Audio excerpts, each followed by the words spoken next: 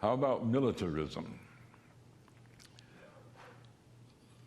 Allah says in the Quran that only defensive warfare is just warfare. You can't commit an act of aggression, certainly not an act of terrorism. That's nowhere envisaged in the Quran.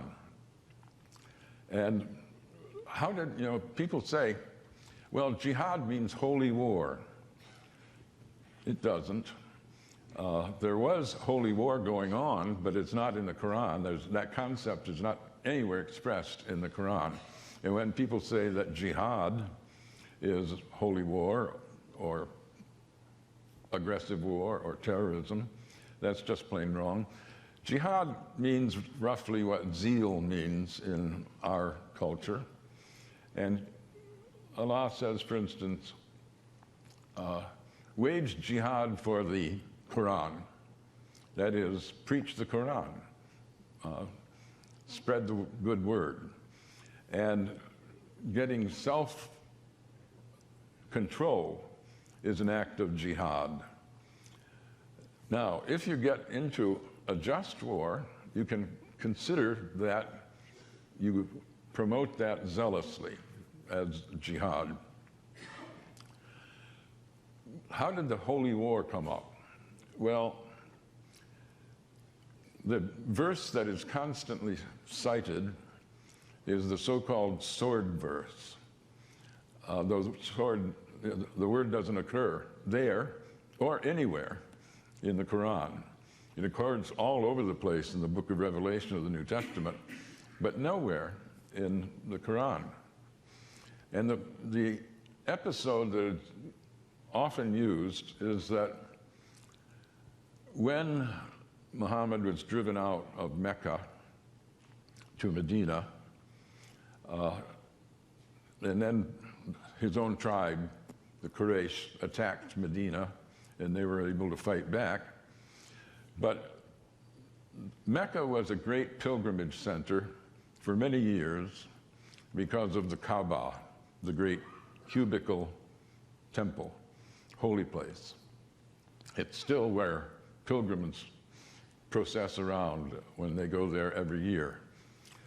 When they were driven out of Mecca, the Kaaba was taken over by pagans, by worshippers of various gods. And by the way, the only enemy in the Quran is idolaters, that is, pagan believers in different gods. And when people came in caravans to Mecca, and they had driven out Muhammad, they put up idols of their gods in this holy place. It's a holy place that they say had actually been established by Adam's progeny. Then it was wiped out in the deluge, but it was refounded by Abraham, and that's why it's so holy to Abraham's descendants of the Islamic faith. Abraham is, of course, the father of all three faiths. When they went back, Muhammad and his followers, to Mecca, they wanted to strike a truce, like the peace of God in the Middle Ages, in the temple area, and say, no one can kill or fight in this area. And in the sword verse, it says that after 4 months, you can respond to the people who have attacked you. But after 4 months, that's the length of the treaty that they had struck. And what they did was ask, while the treaty was in force, what if we are attacked? And they were attacked by the idolaters. And Allah tells Muhammad, you can't fight back in the holy area. You have to observe the truce even if they don't. But after 4 months, then you can lie in wait for the ones who had actually attacked you and fight them back. Not their families, not bystanders, not civilians, only the ones who had attacked you. Now, out of that, we get the claim that Islam is fighting a jihad against other faiths.